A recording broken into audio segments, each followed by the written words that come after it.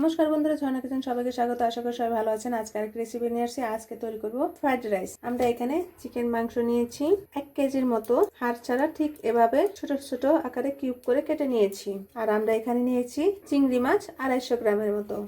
প্রথমে আমরা চিংড়ি মাছ এবং মাংস চিকেন মুরগিটাকে সয়া সস দিয়ে ভালোভাবে মেখে নিতে হবে। আমরা 2 চামচ পরিমাণের মতো সয়া সস দিয়ে চিংড়ি মাছটাকে এবং মুরগির মাংসকে ভালোভাবে মেখে নিতে হবে এবং প্রয়োজন মতো লবণ।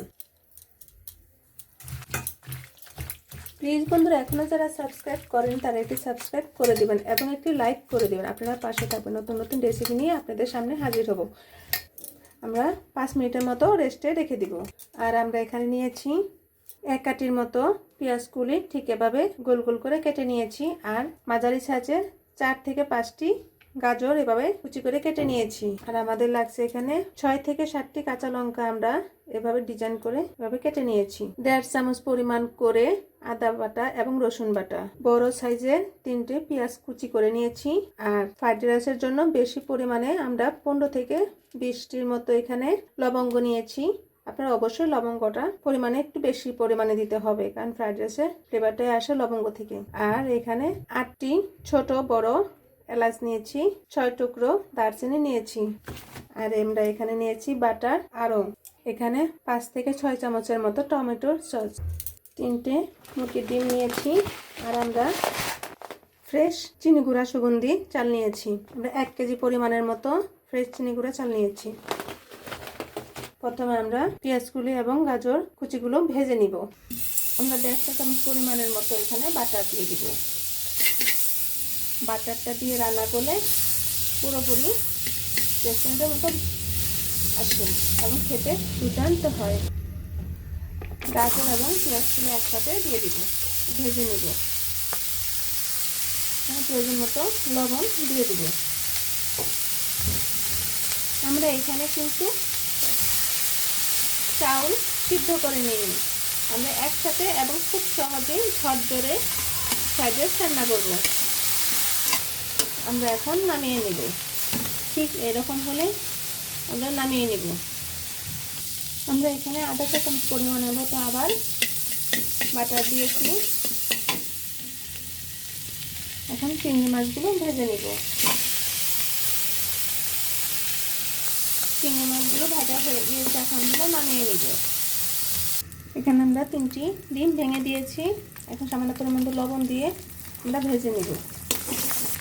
ডিমটা ঠিক এভাবে ঝুরি ভাজার মতো ভেজে নিতে হবে। ডিম ভাজা হয়ে গিয়েছে, এখন আমরা নামিয়ে নেব। 1 চামচের মতো আমরা এখানে বাটার দিয়ে দিব। এখন চিকেনগুলো আমরা দিয়ে দিব।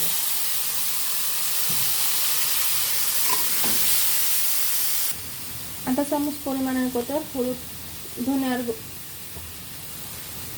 রসুন আধা চামচ এবং আধা চামচ আদা বাটা এর মাঝে দিয়ে দিব। এখন ভালোভাবে আমাদের মুরগিগুলো মাংসগুলো ভেজে নিতে হবে। 1 চামচ পরিমাণের চেয়ে কম লঙ্কার গুঁড়ো, 1 চামচ পরিমাণের চেয়ে কম হলুদ গুঁড়ো দিয়ে আমরা আবার নেড়ে চেড়ে দিব। চিকেন থেকে যে পরিমাণ জল উঠেছে, জলটা শুকিয়ে নিলে আমাদের চিকেনটা হয়ে যাবে। তারপর আমরা নামিয়ে নিব। এখন এর মাঝে 1 চামচ পরিমাণের মতো কালো গোলমরিচের গুঁড়ো দিয়ে দিব। দেখুন চিকেনগুলো ভাজা ভাজা হয়ে গিয়েছে, তেল ভেসে উঠেছে। এখন আমরা নামিয়ে নেব। আমরা এখানে বড় সাইজের একটি পাতিল বসিয়ে দিয়েছি।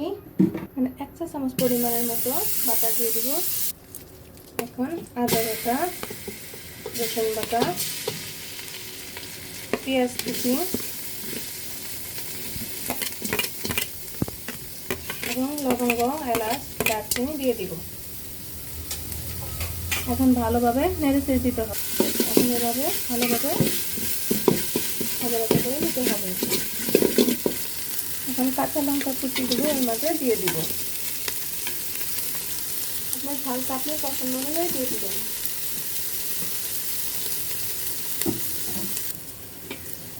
আদা রসুন এবং পেঁয়াজগুলো ভাজা ভাজা হয়ে গিয়েছে। এখন আমরা ধুয়ে রাখা চালগুলো দিয়ে দিব। এখন প্রয়োজন মতো লবণ দিয়ে ভালোভাবে চালটা ভাজা ভাজা করে নিতে হবে। দেখুন বন্ধুরা, চালটা ভাজা ভাজা হয়ে গিয়েছে। এখন আমরা চিকেন, গাজর, ডিম, চিংড়ি সব একসাথে দিয়ে দিব। এখন আবার ভালোভাবে মিক্স করে চালের সাথে ভাজা ভাজা করে নিতে হবে। এখন মাঝে টমেটোর সস দিয়ে দিব। এখন ভালোভাবে আবার একটু 1 থেকে 2 মিনিটের মতো ভেজে নিব। দেখুন বন্ধুরা, চালটা ভাজা ভাজা হয়ে গিয়েছে। এখন আমরা জল দিয়ে দিব। জলটা আপনারা পরিমাণ মতো করে দিবেন। 1 গ্লাস চাউল 2 গ্লাস পরিমাণের মতো জল দিয়ে দিবেন। এখন বলক আসার জন্য অপেক্ষা করব। চুলার আঁচটা হাই করে দিব। এখন খুব সহজেই এবং খুব কম মশলা দিয়ে ঘরোয়া পদ্ধতিতে রেস্টুরেন্টের মতো ফ্রাইড রাইস তৈরি হয়ে যায়। আপনি মেহমান আসলে তাক লাগিয়ে দিবেন যদি এভাবে ফ্রাইড রাইস রান্না করেন। এখানে 1 চা চামচ পরিমাণের মতো চিনি দিয়ে দিব, তাহলে টেস্ট আরও বেড়ে যাবে। যখন জলটা প্রায় শুকানো হয়ে যাবে তখন 1/2 চা চামচ পরিমাণের মতো বাটার দিয়ে দেবেন। আপনারা অবশ্যই ফ্রাইড রাইসটা কিন্তু বাটার দিয়ে রান্না করবেন। বাটারে এতটাই টেস্ট হয়, বলা অনেক টেস্ট হয়। আপনার যে কোনো অকেশনে এবং শর্টকাট সহজেই এবং রেস্টুরেন্টের মতো ফ্রাইড রাইস রান্না করে দিতে পারেন।